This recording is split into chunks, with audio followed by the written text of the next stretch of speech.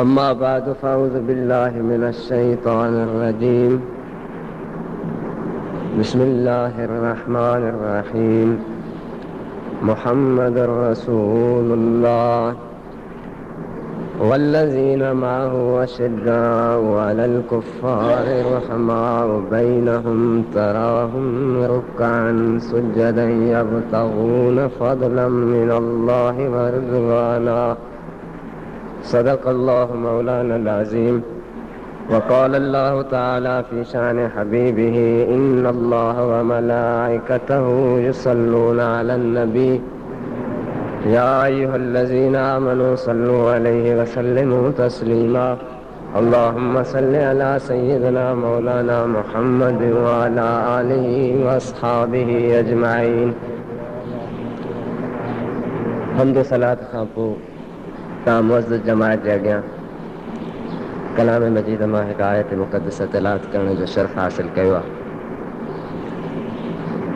अल्लाह जल मजदहू इन आयत करीमा में पंहिंजे नबी असांजे तव्हांजे आका ऐं मौला सय्यदुल अंबिया वल मुरसलीन मुहम्मद अरबी सल्लल्लाहु अलैहि वसल्लम जन जो तारुफ़ पेश कयो। लेकिन अल्लाह साईं दुनिया के हबीब किबरिया के कमालात का वाक़िफ़ करने के लाइ बिल्कुल उहो ही तरीक़ो ऐं उहो उसलूब इख्तियार फरमायो आहे जेको उसलूब ऐं अंदाज़ अल्लाह साईं पंहिंजे तारुफ़ जे वक़्तु इस्तेमाल फरमायो। कुरान मजीद के ॾिसो अल्लाह साईं जाते पंहिंजो तारुफ़ करायो आहे उते दुनिया के पंहिंजे कमालात अज़मत ऐं उलूहियत जे परखण जी दावत न ॾिनी आहे, बल्कि अल्लाह साईं इरशाद फरमायो हुवल्लज़ी अरसल रसूलहू बिलहुदा व दीनिल हक़ लियुज़हिरहू अलद्दीन कुल्लिह। उहा ज़ात उहो अल्लाह जंहिं पंहिंजे हबीब खे पंहिंजे रसूल खे दुनिया में इन जे लाइ मोकिलियो आहे त जंहिं सॼी दुनिया ते हुन जो दीन हुन जो आवाज़ ग़ालिब थिए। अल्लाह साईं हिते तारुफ़ पंहिंजो करायो आहे, हुवल्लज़ीअ खां पंहिंजी ज़ात जी ॻाल्हि शुरू कई आहे, लेकिन दुनिया खे इहो ॿुधाए छॾियो आहे त तव्हां मूंखे सवाइ रसूलुल्लाह जी निस्बत जे सुञाणे न सघंदा, उन निस्बत खां सवाइ मुंहिंजो तारुफ़ हासिल न करे सघंदा। ऐं इन सां गॾोगॾु इहो बि ॿुधाए छॾियो त दुनिया अल्लाह के बिना वास्ते जे सुञाणे नथी सघे, बिना मुस्तफ़ा जे वसीले जे ख़ुदा ताईं पहुची नथी सघे। जेकॾहिं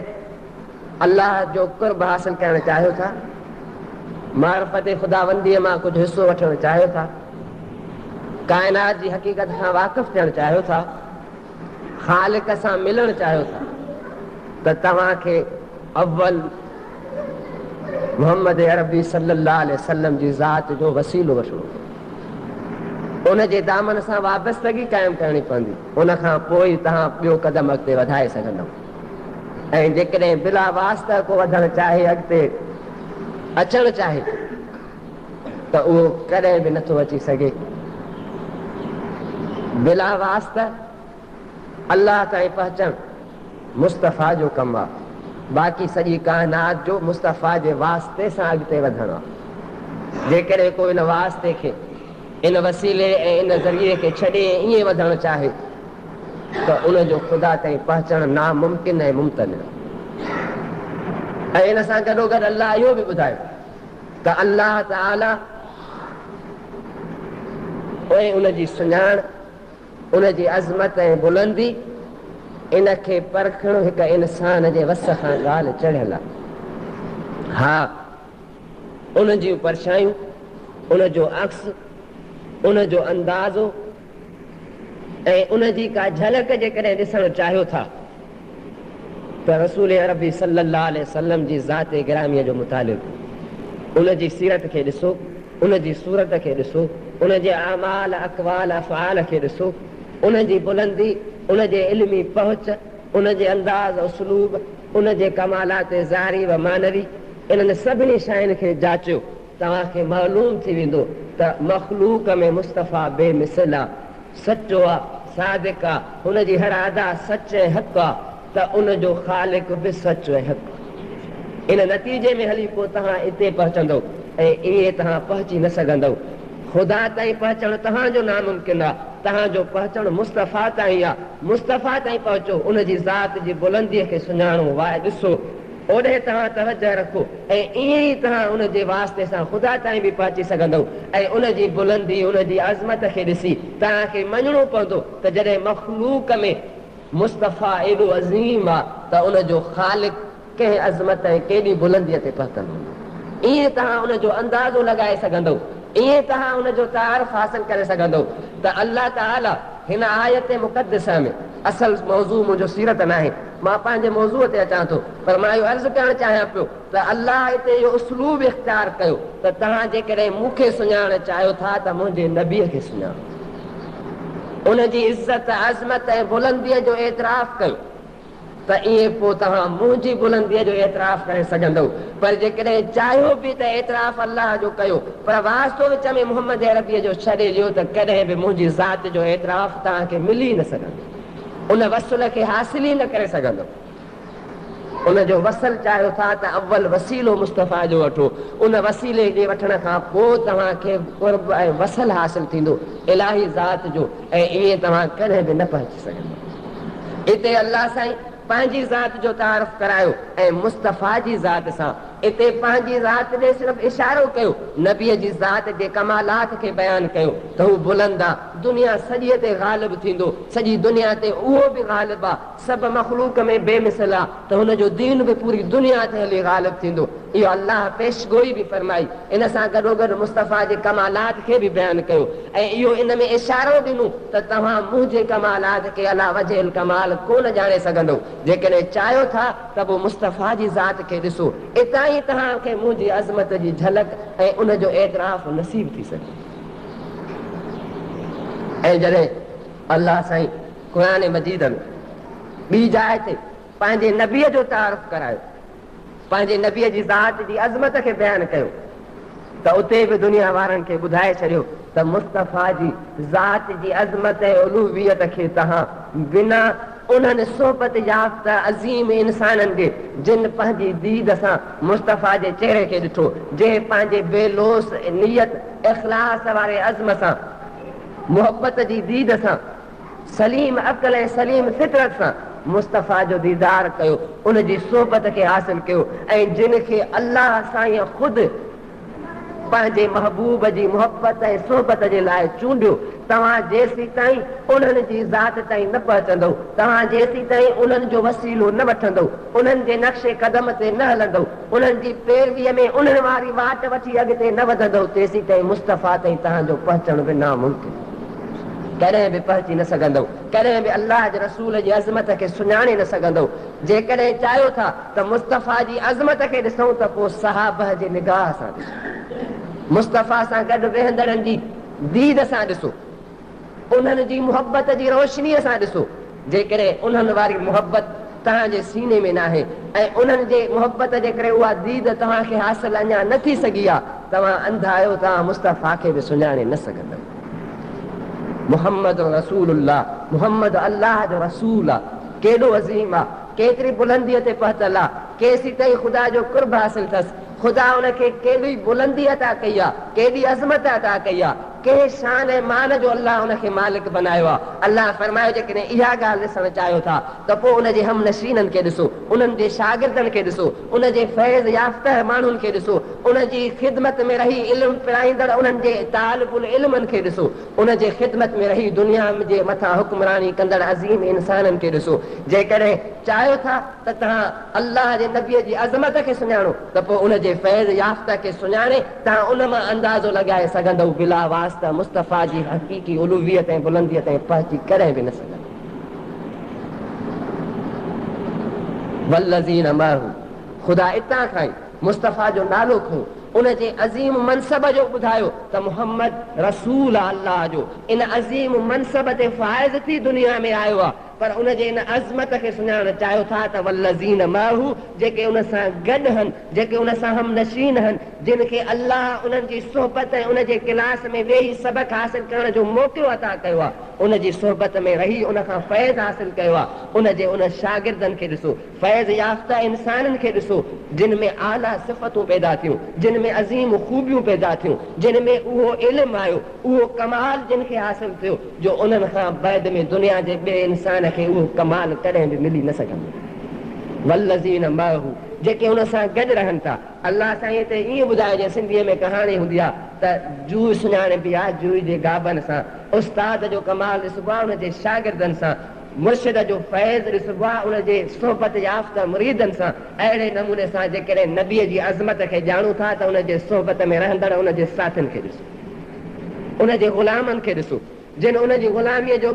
घटि पंहिंजे ॻिचीअ में विधो। हाणे उनजी अज़मत खे ॾिसो त जंहिंजी ग़ुलामीअ जो घटि पंहिंजे ॻिचीअ में जिन विधो, उहे हिन दुनिया जा बेताज बादशाह बल्कि ताजदार बणिजी विया, हिन मख़लूक जा अॻवान ऐं पेशवा बणिजी विया। मादी दुनिया में छा पर रूहानी काइनात में बि सभिनी जा अॻवान थी विया। जॾहिं इन जी ग़ुलामीअ जो तोक विझी ऐं इंसाननि जी अज़मत जे बुलंदीअ ते वञी उन जा साथी ऐं ग़ुलाम पहुचनि था त ख़ुदि उन आका जो मान ऐं शान मक़ाम ऐं मर्तबो केॾो वॾो। इन मां तव्हां अंदाज़ो लॻायो, इन मां तव्हां हक़ीक़त जो खे परखे सघो था, हासिल करे सघो था। इहो हिकिड़ो दग अथव, इहा हिकु ई बात। अल्लाह ताला उन्हनि जूं अॻिते ख़ुदि ख़ूबियूं बयानु फरमाए थो त ॾिसो त सही, जेके पाण में हिक ॿिए सां दुश्मन हुआ, जिन में इंसानियत जी तमीज़ न हुई, जेके पंहिंजे पराए खे सुञाणंदा न हुआ, जिन में को माबेल इम्तियाज़ का शइ उन्हनि वटि हिकु कानून ऐं उसूल जी हैसियत में का रही कोन हुई,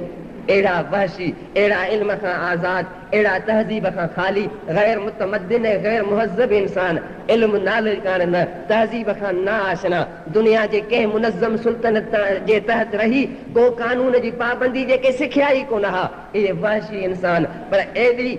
इंतिहाई पस्तीअ में पहुतल जिन जे लाइ ख़ुदि ख़ुदा चयो त जहन्नम जे किनारे ते पहुतल हा, मलकल मौत जो चंबो लॻेनि हा ऐं जहन्नम में वञी पवनि हा। तहफ़ुज़ हिफ़ाज़त जो को उन्हनि वटि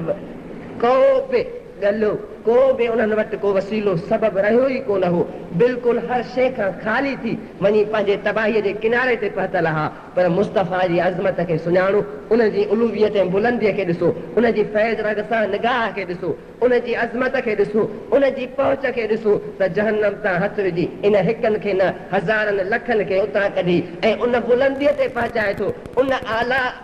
दरवाज़े ते पहुचाए थो। अहिड़ी इल्मी पहुच उन्हनि खे अता फरमाए थो, अहिड़ी निगाह ऐं बुलंदी उनखे अता फरमाए थो त ख़ुदि त बची था वञनि, पाण त बचाए था वञनि, आलो अयाल त बचाए था वञनि, ख़ुदि त अज़ीम बुलंदीअ ते रसी था वञनि, पर हर उहो इंसान जेको उन्हनि जे नक्श कदम ते लॻे थो सो बि अल्लाह जो महबूब बणिजी वञे,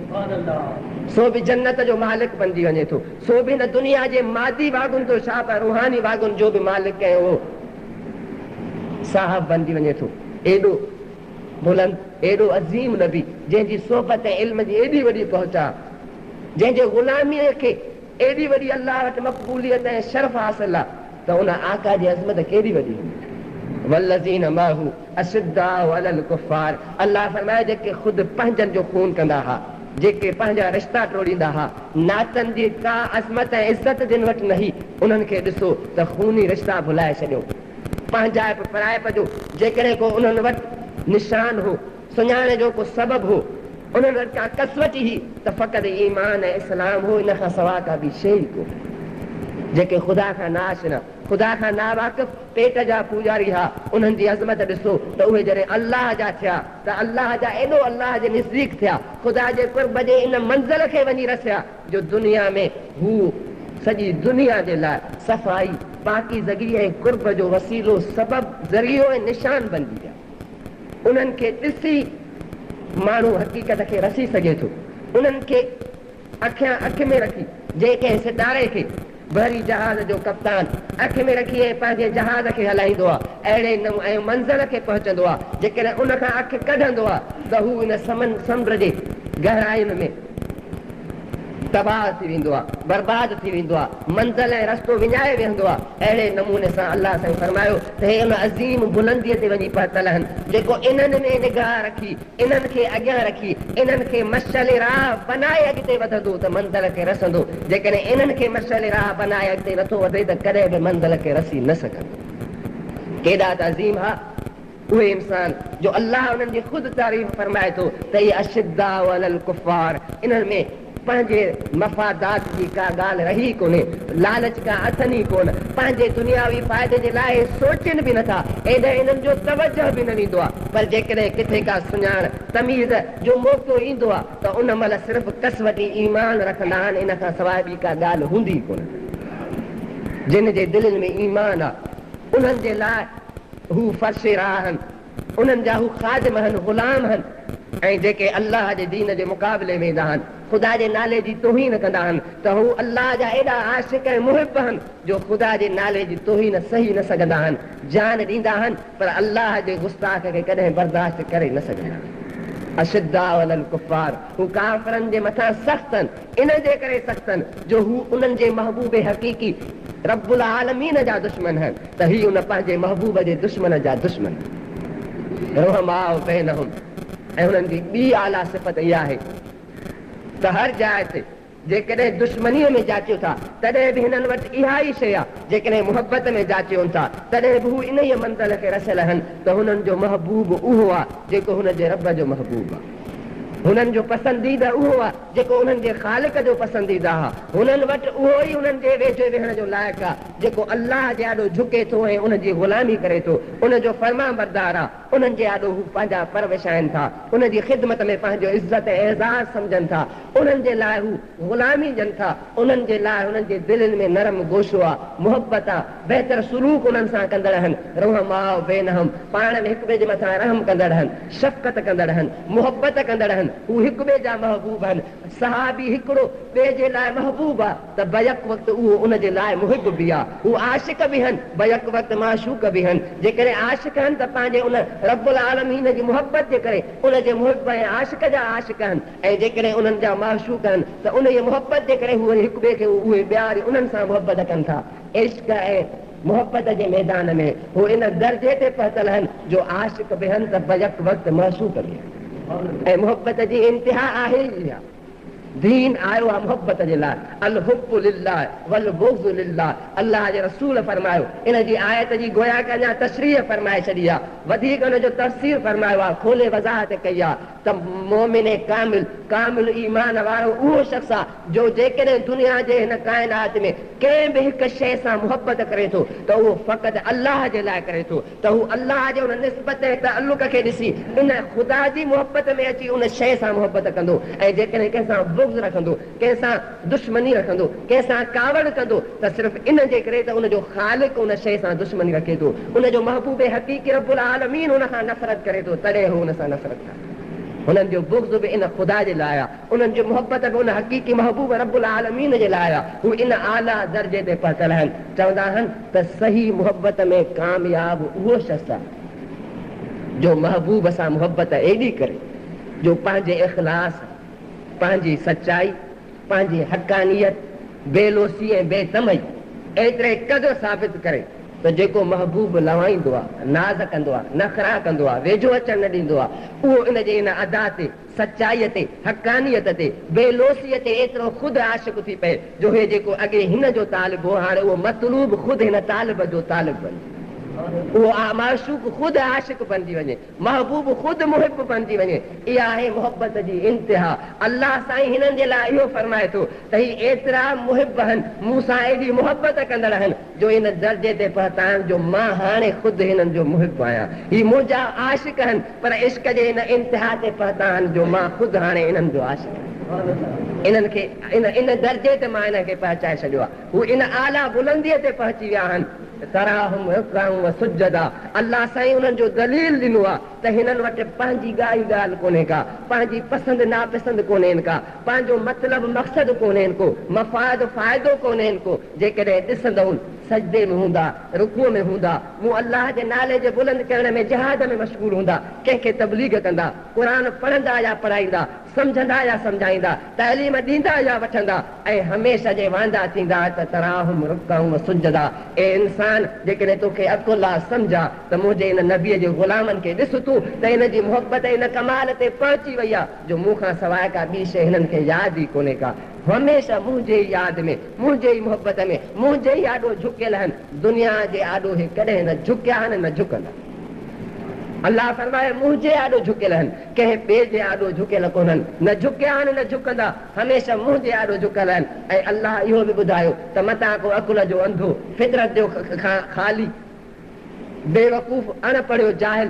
तासुब कंदड़, मुतअस्सिब, उहो मतां ईअं चई वेहे त इहे रुकू सजदा इन जे करे कंदा हुआ त जे माण्हुनि खे ॾेखारनि। छो जो मुनाफ़िक हमेशह पूरी दुनिया खे मुनाफ़िक सम्झंदो आहे। अल्लाह उनजी वज़ाहत कई त न न, हिननि जो सजदो मुंहिंजे लाइ आहे, रुकू मुंहिंजे लाइ आहे, तस्बीह मुंहिंजे लाइ आहे, मुंहिंजी मोहबत में सभु कुझु हिननि खे आहे। तराहुम रुकअन सुजदा यब्तगून फज़लन मिनल्लाहि व रिदवाना। ए इंसानो मतां इहे सम्झो त हिननि जो सजदो ॾेखाव लाइ आहे, रियाव जे लाइ आहे। न न, रिया हिननि जे ज़िंदगीअ में न आहे। रिया खे शिरक सम्झंदा आहिनि, रिया खे कुफ़र सम्झंदा आहिनि। हे रिया ला न आहिनि, मुनाफ़िकी हिननि में न आहे, ॿियाई हिननि में न आहे। जॾहिं हे मुंहिंजा थी विया आहिनि, मुंहिंजा लाइ, मुंहिंजी रहमत इन्हनि लाइ थी विया त इन्हनि जी हर अदा, हर अमल, हर उथणी वेहणी, नशिस्तो बरख़ास्त, खाइण पीअण, ॻाल्हाइण ॿोलाइण, सॼी ज़िंदगी अज़ इब्तिदा ता इंतिहा, हता के ज़िंदगी त ठहियो पर मौत बि इन्हनि जो मुंहिंजे लाइ।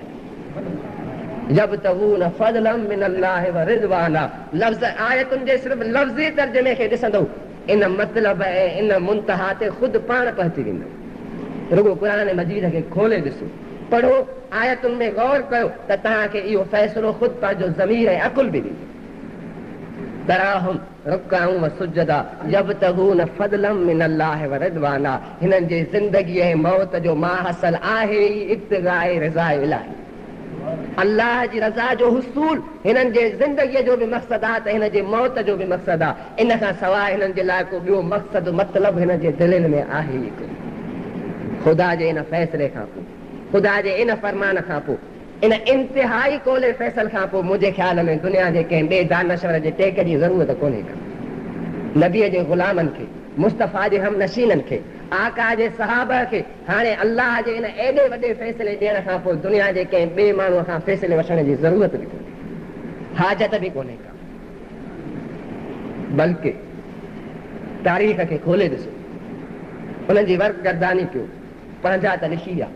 ग़ुलाम त लिखी विया, इन्हनि जा आशिक इन्हनि जे मुतालिक़ लिखी विया,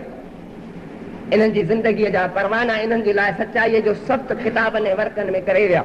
लेकिन इन्हनि खां अॻिते वधी दुश्मननि खे ॾिसो, यहूदियुनि खे ॾिसो, ईसाइनि खे ॾिसो, मजूसियुनि खे ॾिसो, गैर मुस्लिम जंहिं बि तअस्सुब जी पटी लाहे कुझु वक़्त जे लाइ हक़ जी ॻोल्हा कई आहे, उनखे लिखणो पियो आहे त दुनिया वरी अहिड़ा इंसान ॿियो दफ़ो कोन ॾिसी सघे। हिकु दफ़ो जेके इहे मुस्तफ़ा जा हमनशीन ज़मीन में विया हलिया, वरी आसमान जी अखि ज़मीन जे तख़्ते जे मथां ॿियो वरी अहिड़ो इंसान कॾहिं न ॾिसी सघंदो, कॾहिं बि इन ताईं पहुची न सघंदी। छो? इन जे लाइ त अल्लाह जो फरमायो त मुंहिंजे नबीअ जे कमाल खे ॾिसणो अथव, त मुंहिंजे नबीअ जे हम नशीननि जे कमाल खे ॾिसो। ऐं दुनिया मञूं त वाकई जे एॾा उजड वहशी जाहिल हुया पर नबीअ जी ख़िदमत में पहुची इन अज़मत खे पहुता जो बेमिसाल बणिजी विया ऐं पंहिंजनि त ठहियो परावन बि फ़ैसिलो ॾिनो त आसमान ॿियो दफ़ो वरी अहिड़ी मख़लूक न ॾिसी सघंदो। अल्लाह ॿुधाए छॾियो त जंहिं नबीअ जी सोहबत में पस्त पियल क़ौम आसमाननि खां वधीक बुलंद थी सघे थी त उन नबीअ जी अज़मत खे तव्हां कीअं न मञींदव ओसी ताईं तव्हां कीअं न कीअं न उन ताईं तव्हांजो इक़रार तव्हांजी दिलि ऐं ज़मीर कंदो हा पहुच तव्हांजी न थींदी तव्हांजो अकुलु थकिजी तव्हांखे फ़ैसिलो ॾींदो त उहो मख़लूक में बेमिसल नबी आहे हा त मालूम थियो त जहिड़े नमूने सां अल्लाह जे नबीअ जी अज़मत जो इनकार ख़ुदा जी अज़मत जो इनकार आहे ऐं उन्हनि ताईं पहुचणु